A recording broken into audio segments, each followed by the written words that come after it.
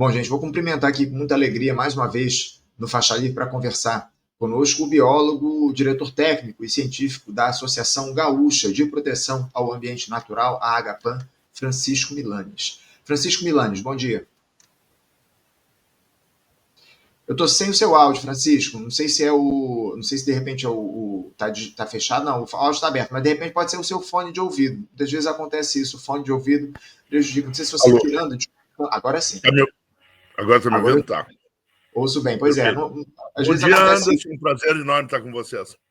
Prazer sempre é nosso. Agradeço, viu, o Francisco, fazer esse papo aqui com a gente sobre uma série de temas importantes relacionados ao meio ambiente, né? Ainda mais diante dessa situação envolvendo a Lei Geral do Licenciamento Ambiental, que está sendo discutida lá no Congresso Nacional e vem produzindo muita polêmica, desde a aprovação dela no Senado. A gente teve, na última semana, essa Lei Geral do Licenciamento Ambiental aprovada pelos senadores, primeiro em comissão, depois no plenário, mas o texto ainda vai à Câmara dos Deputados, volta à Câmara, porque já veio da Câmara, os senadores fizeram ali algumas alterações e agora os deputados vão analisar novamente esse projeto aí, essa nova lei do licenciamento ambiental aqui no nosso país.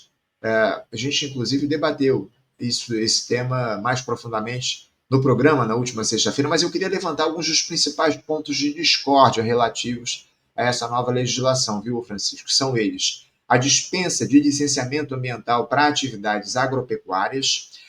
Um outro ponto que tem sido muito discutido, essa licença por adesão e compromisso, a LAC, que é uma autodeclaração do proprietário para ter a licença para fazer a exploração nos territórios. Atualmente, essa licença ela já existe, mas ela é aplicada exclusivamente para empreendimentos de baixo risco e também de pequeno potencial poluidor. Essa proposta, aprovada pelo Senado, ela estende a possibilidade para empreendimentos de médio porte e também de médio potencial poluidor. Um outro ponto de questionamento é essa desvinculação de outorgas, o que possibilita o licenciamento sem que a área esteja liberada para a exploração hídrica. Há uma série de outras medidas aí que a gente, inclusive, como eu citei, que discutiu na última sexta-feira no programa de maneira mais profunda, mas eu, obviamente, não posso deixar de começar aqui o nosso papo pedindo a sua avaliação para essa nova lei do licenciamento ambiental, a Lei Geral do Licenciamento Ambiental, enfim, que estava há mais de 2 décadas enterrada lá no Congresso Nacional e parece que agora vai ser aprovada pelos parlamentares. Como é que você vê essa lei e principalmente os prejuízos que ela pode produzir para o meio ambiente, ô Francisco?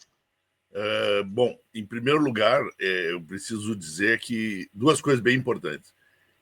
Ele é um crime contra os brasileiros, contra a cidadania e contra o planeta. Essa é a minha forma de ver essa lei. E quero dizer também que os que estão assistindo, por favor, tem horas que é hora de pegar e sair na rua. Essa é uma dessas horas.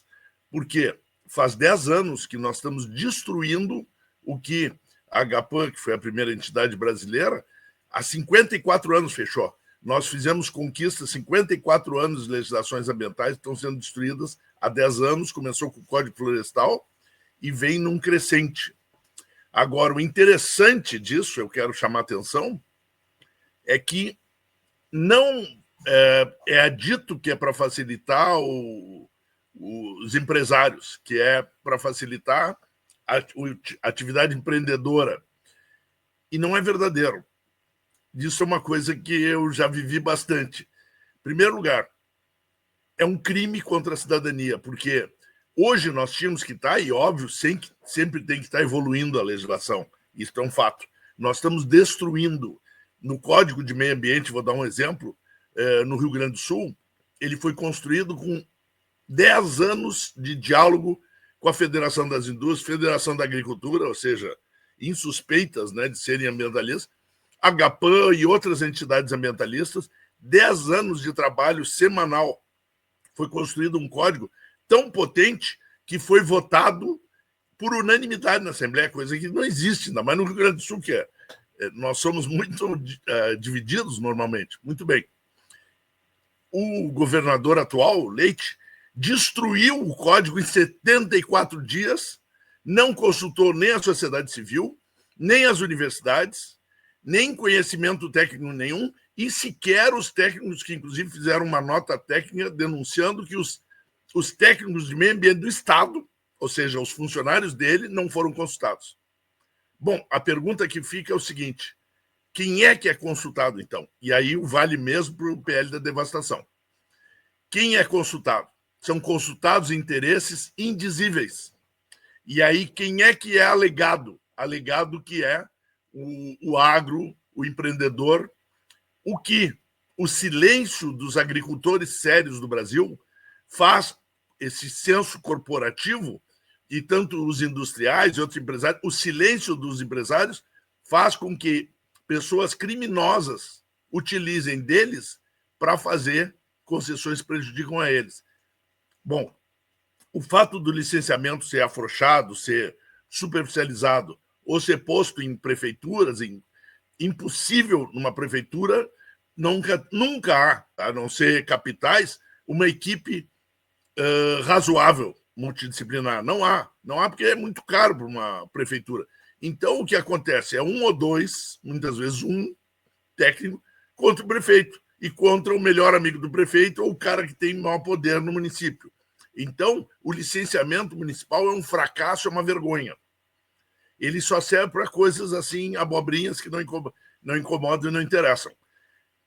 Nós precisamos reforçar o licenciamento, facilitar, transformar em transparente. E eu dou um exemplo aqui, é bem importante porque eu vivi isso na minha vida muito. Por exemplo, os empreendedores são vítimas de empresas de consultoria que dizem: eu faço estudo, isso é caríssimo, nem precisava ser tão caro, isso é caríssimo, mas eu aprovo no órgão ambiental. Isso é uma mentira. E essa mentira, esses caras que são contratados por fortunas, são os mediadores de uma verdade. Aí eles fazem um estudo de péssima qualidade, o órgão ambiental rejeita o estudo e eles dizem para o empreendedor: os caras estão apertando, estão exigindo mais. Não é nada disso. A maioria são estudos de péssima qualidade. É só ver os EIA-RIMAS feitos desde 87 no Brasil. Muito bem. Então, existe a transparência, seria a solução. Eu, para mim, inclusive, sugeri, quando eu estava no CONAMA, uns anos atrás, eu sugeri, perdi por um voto, infelizmente, que o licenciamento fosse feito assim: o Estado faz o edital de licenciamento, ele já é, hoje, quem dá o termo de referência para licenciamento, só que ele faz uma concorrência pública, onde as empresas inscritas, quem fez estudo de má qualidade, cai fora, é cortado. Entendeu? Isso ia baratear tremendamente para os empreendedores, porque eles não iam ficar fazendo conversinha de que diz que compra o órgão e tal, e geralmente é mentira, existe corrupção, e essa tem que ser presa, né? Mas a maioria ele diz, porque ele diz, o empresário está lá parado. Eu quero dizer: os caras estão pedindo uma grana para liberar. Quem disse que os caras estão pedindo? Não tem nota fiscal, né? Corrupção. Então, a transparência, da velocidade, etc., isso é justo. E para dar velocidade tinha que ter todos os órgãos do Brasil tem quantidade de técnicos.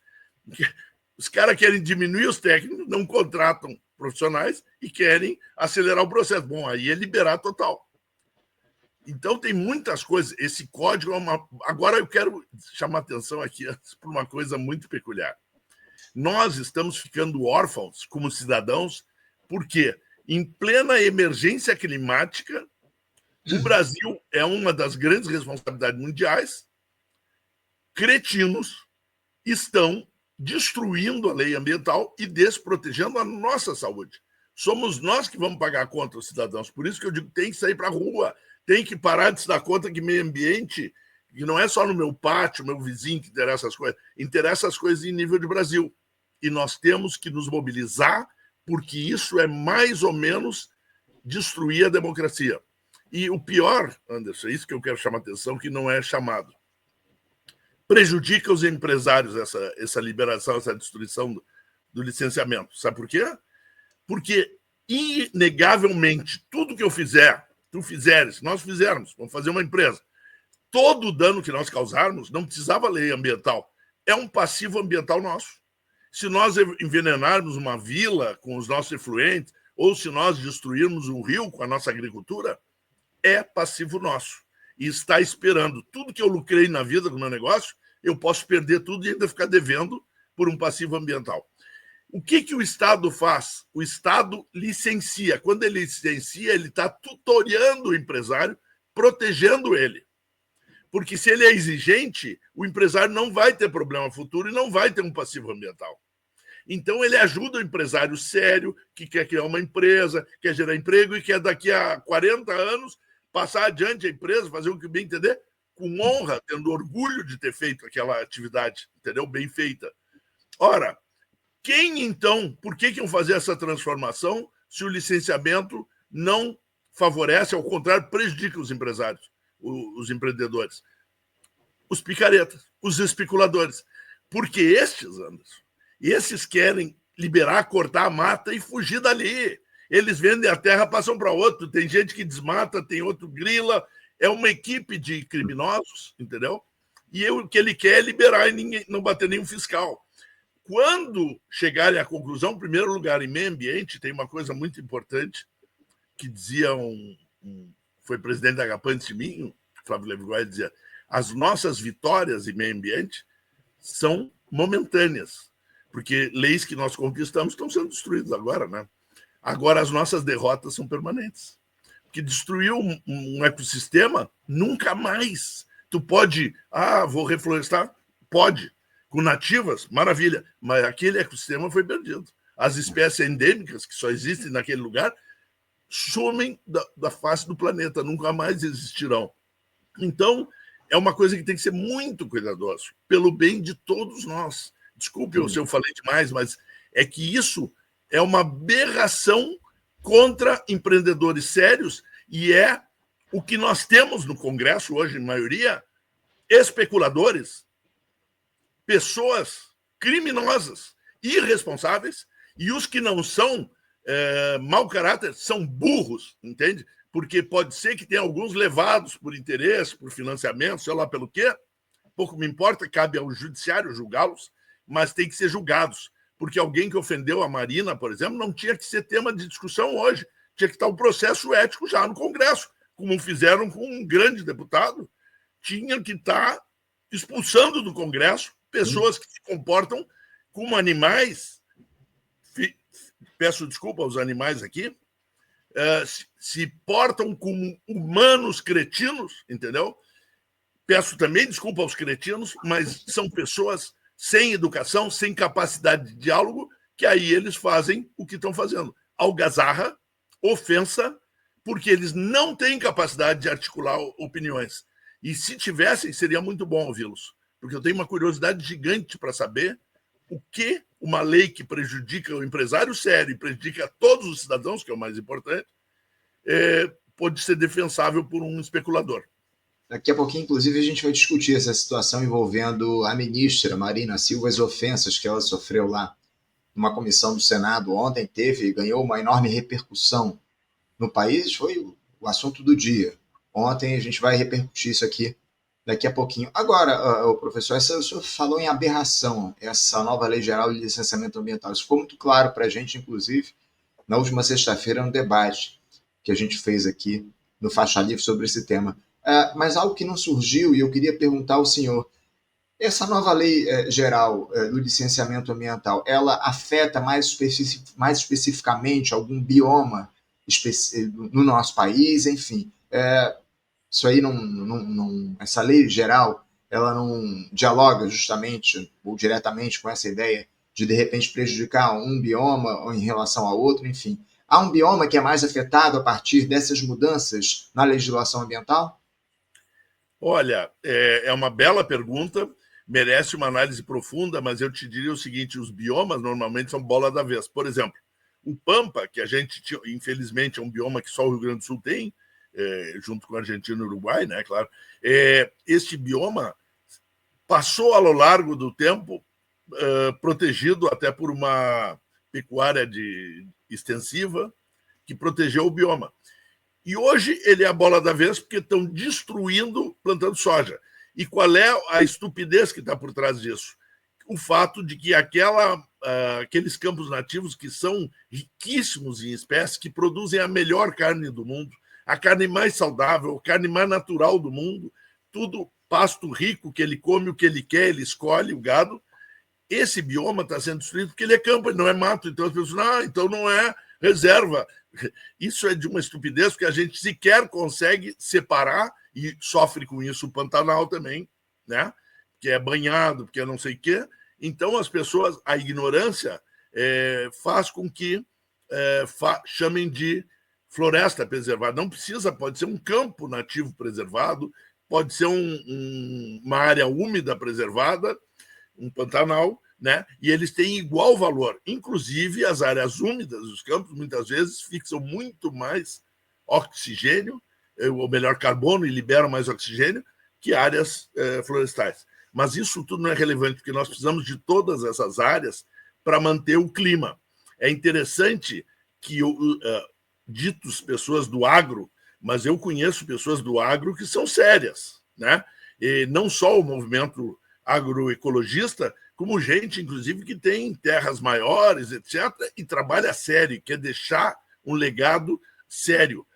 Entretanto, a mudança climática no Brasil, o principal responsável para a nossa emergência climática, que vai destruir o celeiro do Centro-Oeste e vai destruir o celeiro do Sul, agrícola, que é quem produz grão no Brasil, é a destruição da Amazônia, que é a fonte da água, tanto do Centro-Oeste quanto do Sul, e, óbvio, da própria Amazônia, né?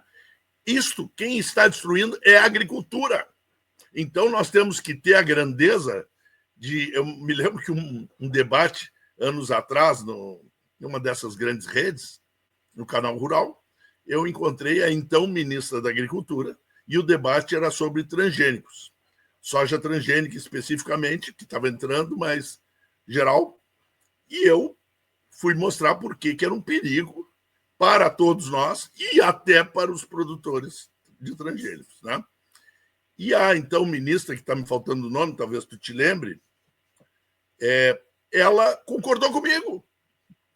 Ela era, não ministra, desculpa, ela era presidente da Federação da Agricultura no Brasil. E ela disse que é um absurdo colocar soja na Amazônia. Concordou, eu fiquei assim, eu digo, pô, que debate maravilhoso. Essa veio a ser ministra depois, mas ela era então presidente da Federação da Agricultura Brasileira.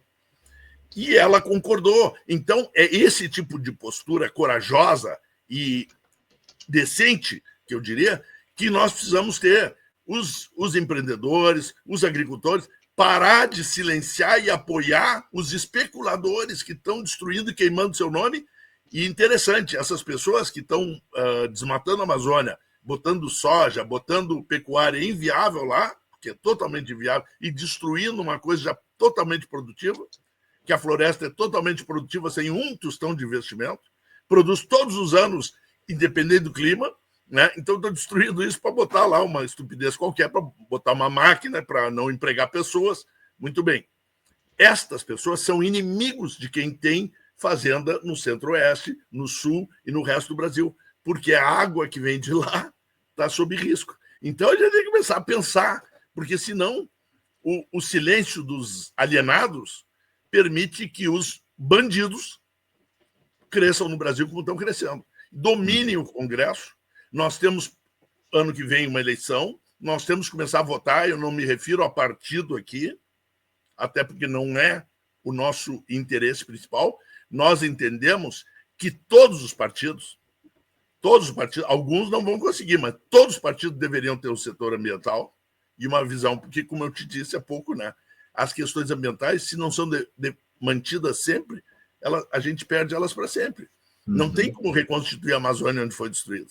Dá para fazer uma outra coisa, mas aquela original que era equilibrada, que vivia há milhões de anos antes da gente chegar aqui, antes dos índios chegarem aqui há 12 mil anos atrás, já estava em equilíbrio e perfeita.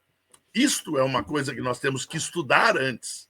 Não podemos destruir, nós temos muito que aprender com isso para o novo planeta que nós precisamos para conseguir tentar sair da emergência climática. Caso contrário, vai haver muito sofrimento, muita fome e muita dor. É isso, é isso. O senhor citou uma ministra do Meio Ambiente, não sei se o senhor se referiu a Isabela Teixeira, ela que foi ministra, foi uma ministra anterior a Marina Silva. Não, eu me referia a... Não ministra de Meio Ambiente, ministra da Agricultura. que antes foi presidente da Federação da Agricultura. Eu vou procurar aqui o nome, daqui a pouco eu trago aqui para a nossa audiência. Agora, mas ela, para minha surpresa total, se posicionou contrária. E era presidente, na época, da Federação Agrícola. Então é isso que tem que ter lideranças corajosas, dizer isto aqui não, porque isso aqui prejudica, inclusive, os outros, né? E, claro, ou prejudica o próprio povo, porque mesmo... É isso. Professor, eu perguntei ainda há pouco essa situação envolvendo os biomas, né? Como é que essa nova lei do licenciamento ambiental afeta os biomas, porque a gente trouxe aqui uma notícia na semana passada, e até repercutiu no programa a respeito da redução aí do desmatamento no país em 2024. Vou colocar aqui na tela para os nossos espectadores. A gente repercutiu essa queda de 32,4% nos números do desmatamento aqui no nosso país no ano passado, se tratou com profundidade, enfim, e também isso falava sobre os biomas aí que tiveram redução no desmatamento. Está aí para vocês, o Pampa, aliás, o Pantanal teve uma redução de 58,6%, o Pampa uma redução de 42,1%, o Cerrado houve uma queda no desmatamento de 2023 para 2024 na casa dos 41,2%, no bioma amazônico a redução foi de 16,8%, na Caatinga 13,4%, e na Mata Atlântica, que foi o único que teve um crescimento, mas é considerado ali como estabilidade, uma alta de 2%, uma alta residual que é considerado estável. O desmatamento da Mata Atlântica foi o único bioma que não teve uma queda dos números do desmate de 2023 para 2024. Agora, professor, eu queria trazer aqui uma outra questão para a gente debater. Essa nova lei do licenciamento ambiental, ela evidencia os limites de se buscar desenvolvimento sustentável, entre aspas, dentro da lógica capitalista? É possível um modelo de desenvolvimento, justiça social ou com justiça ambiental? Ou isso exige a superação desse sistema que está colocado? Bom, agora tu tocaste na minha área de pesquisa. A gente investiu muitos anos, agora já de 87 para cá, quase 40 anos, né? Sobre o desenvolvimento sustentável. Nós primeiro fizemos resistência, que o desenvolvimento é entendido pelas pessoas, muitas erradamente, como crescimento. E o que nós vimos nesses anos foi uma apropriação gigante do nome para fazer coisas absolutamente vergonhosas, né? Então, e com isso eu não estou dizendo que muitas pessoas bem intencionadas não estão fazendo até coisas boas, mas o que o mundo está fazendo é piorar o planeta. E o desenvolvimento está sendo usado como maquiagem. E as grandes empresas fazem a grande maquiagem. Essas sabem usar marketing, têm certificações de todo tipo, sem validade nenhuma, né? Agora vem esse ESG, é tudo papo furado, com todo respeito. Não quer dizer que pessoas que estejam trabalhando nisso não sejam sérias. Eu estou dizendo que, olhando todo, porque complexidade é a minha área de pesquisa, a gente vê que o resultado é ruim. Eu estou trabalhando agora numa nova forma de desenvolvimento, disruptiva. Sem romper questões importantes, nós não teremos, não sairemos da emergência climática e ela vai acelerar e pode chegar, inclusive, à extinção dos humanos sobre o planeta. E se for, será rápido, viu? Não é coisa para muito tempo. Então, o que eu quero dizer? Os mesmos caminhos, isso é uma frase velha para caramba, levam aos mesmos lugares. O desenvolvimento sustentável é uma maquiagem. Tem melhoras? Tem, mas isso é insignificante para a realidade que nós precisamos.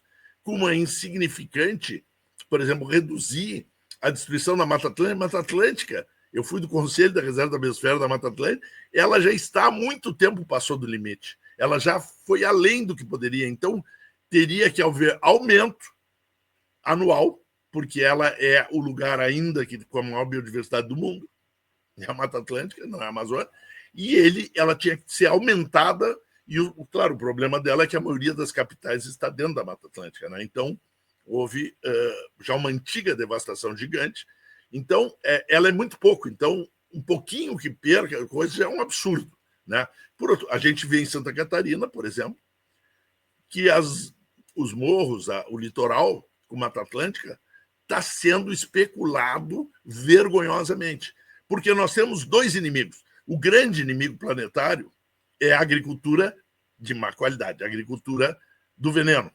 Esta é quem está mais destruindo no planeta, não tem dúvida. No Brasil, então, é várias vezes. Esse pessoal dá os dados, a produção de carbono, de gases de efeito estufa, dá. Como a agricultura é o maior produtor. E o desmatamento é o segundo maior. Mas, para aí, o desmatamento é a agricultura. Entende? Então, a gente tem que botar isso junto e ver. É assustador. No Brasil é separado. Eu acho uma piada esses dados separados, porque é a agricultura. E nas cidades, que, afinal de contas, todos nós, a maioria de nós vivemos hoje na cidade, as cidades, o grande inimigo mundial, não é no Brasil, chama-se especulação imobiliária. Então, nós, como cidadãos, o que tínhamos que estar fazendo hoje? Criando legislação, porque legislação é a voz do cidadão. E aquelas pessoas que estão lá, os legislativos e executivos, são os nossos empregados. Nós votamos e contratamos um maldito prefeito para administrar o nosso bem, e não para ele decidir se deve privatizar ou não, que é o que está acontecendo no Brasil. E ele sentar no colo da especulação imobiliária e, inclusive, ser financiada a sua campanha para especulação imobiliária, que é quem tem maior interesse nas cidades. Toda a lei, todo o planejamento urbano deveria ser em como controlar o inimigo número 1 das cidades, a especulação imobiliária. No resto do país, toda a legislação deveria ser como controlar os especuladores rurais e como dar diretrizes para que os agricultores sérios tenham um futuro bem, vivam tranquilos, tenham segurança e não façam bobagem. Né? Porque depois eles choram, mas não adianta chorar. Depois da enchente aqui, estava cheio de colônia italiana, e muito principalmente em cima do Planalto italiano, chorando que perderam o solo, que não tem mais onde plantar nas propriedades deles. Sim, mas é o produto do que eles fizeram. Não. O ruim, e aí eu preciso dizer, e aí eu termino aqui, porque eu sei que eu estou te matando de tanto falar, mas eu quero dizer o seguinte: o ruim é que nós estamos órfãos de Estado. O Estado tem que ser mais forte, tem que planejar e executar. E o exemplo que eu dou é o seguinte: os Estados Unidos, liberdade total para a economia, né? Maravilhoso, está afundando. A China tem um planejamento estatal, é cumprido, não tem muito menos competição e mais colaboração, que esse é o pensamento novo, que, aliás, oriundo simbolicamente das mulheres, né? Então, nós temos que ouvir mais as mulheres e nós temos que colaborar mais para fazer um desenvolvimento de um outro tipo, que é um desenvolvimento que ninguém fica se matando com os outros. Está precisando do produto, está precisando do alimento, está precisando de tudo. Não tem competição, tia. Competição é uma ficção de loucos que acreditam num crescimento eterno, que tu citaste isso. Então, eu quero responder. Não é possível crescer, mas é possível qualificar. É possível aumentar salários, aumentar a riqueza, aumentar a distribuição, aumentar a qualidade de vida, segurança, consequentemente, porque a segurança é fruto da injustiça social, né? Sem crescer. Não é o PIB do brasileiro é gigante, nós temos que distribuir esse PIB, porque distribuindo, inclusive, vai dar mais dinheiro para os ditos empresários, porque a população mais rica compra mais, então movimenta a riqueza. Então, eu sei que eu estou falando muito longo, mas é que é impossível falar compactamente, esse é outro problema. Eu trabalho com teoria da complexidade aplicada a desenvolvimento e saúde, é impossível falar em 1 minuto uma questão que eu poderia passar dias. Né? Então, claro, e nesse tempo que está me dando, eu consigo costurar alguma coisa. No tempo de internet, é impossível, porque as pessoas ficam sempre na superficialidade. Ninguém ouve as razões mais profundas. E é isso que está nos matando. Desconexão e superficialidade.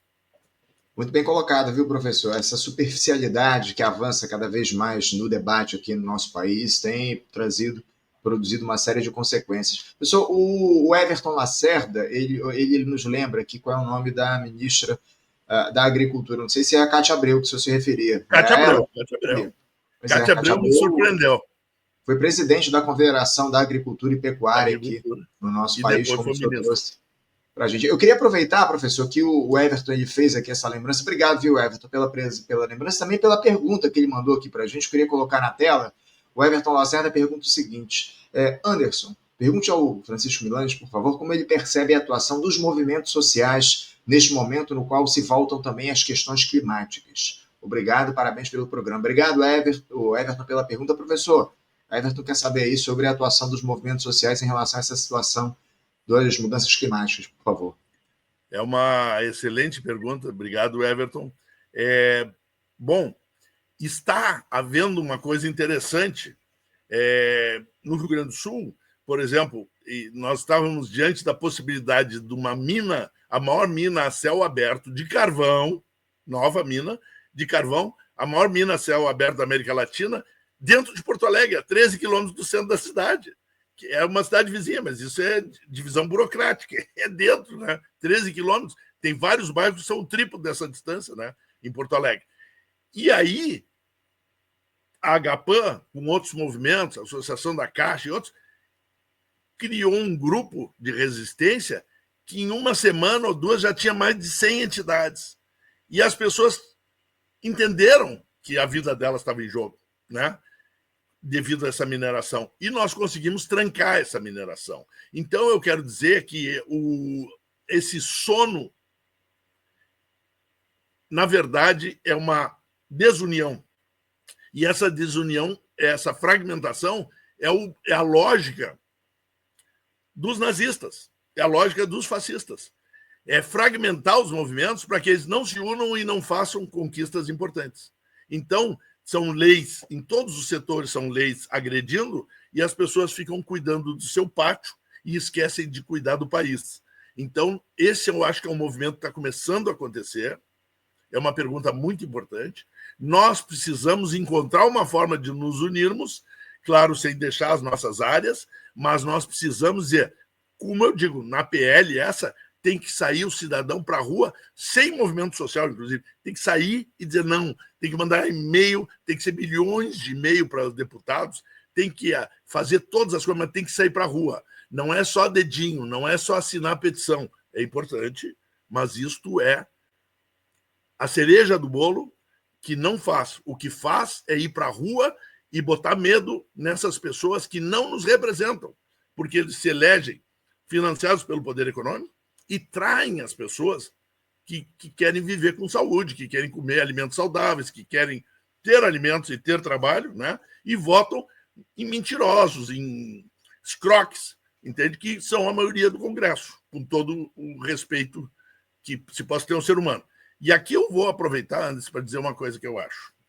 Nós não podemos nos dar o luxo.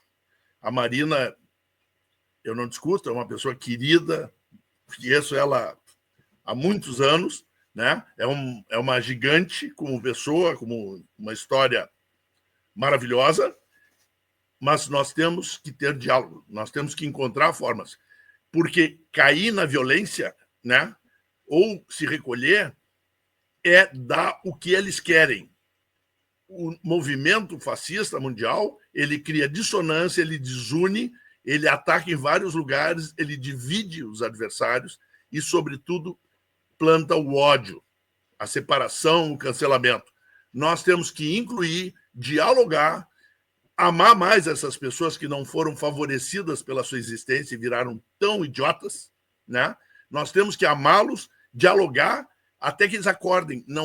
Eu não estou falando com escroque, né? Tem escroque que não tem como, mas a maioria da população tem que ser acolhida e nós não podemos desistir desse acolhimento, porque a diferença está exatamente nisso. Eu acho que nós temos uma população mundial que nega o outro, que exclui o outro, e temos uma parte enorme que está muito silenciosa da população mundial, eu acredito que é a maioria, que respeita, que ama o outro.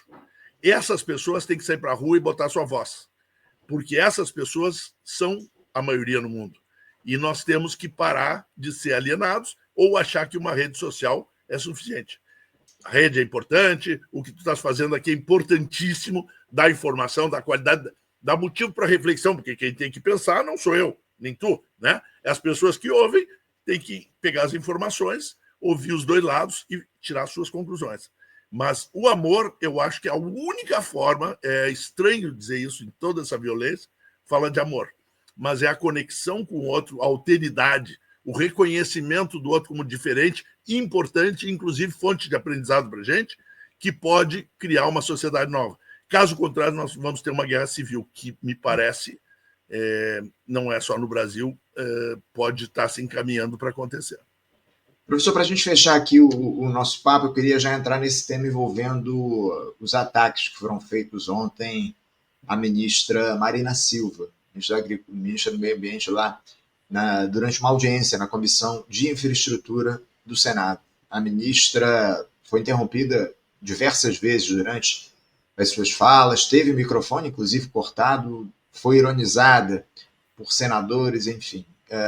Parecia um circo, aquela situação envolvendo lá, não obviamente atacando os artistas circenses, vejam só, tá, gente? Muito pelo contrário, mas é uma baderna, uma balbúrdia, acima de tudo, um desrespeito enorme a Marina Silva. O presidente da comissão, o Marcos Rogério, senador do PL de Rondônia, ele afirmou o seguinte, abre aspas, me respeite, ministra, se ponha no teu lugar, fecha aspas, palavras aí do Marcos Rogério para a ministra do Meio Ambiente. A Marina respondeu, abre aspas, não posso aceitar que alguém me diga qual é o meu lugar. Meu lugar é na defesa da democracia, do meio ambiente, do combate à desigualdade, fecha aspas.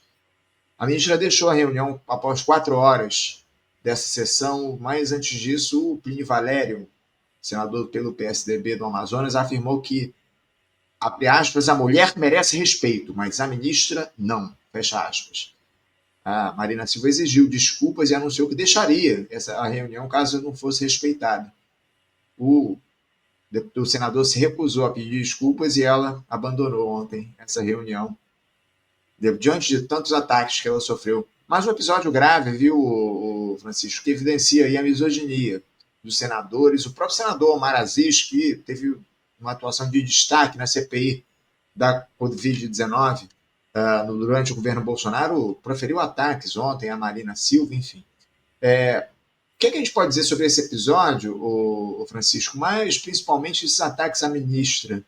Eles, de alguma forma, não acabam encobrindo as responsabilidades dos senadores na aprovação desse PL do licenciamento ambiental? Não é uma tentativa de se criar uma espécie de cortina de fumaça por parte dos parlamentares para desviar o foco desse absurdo que é a nova lei aprovada?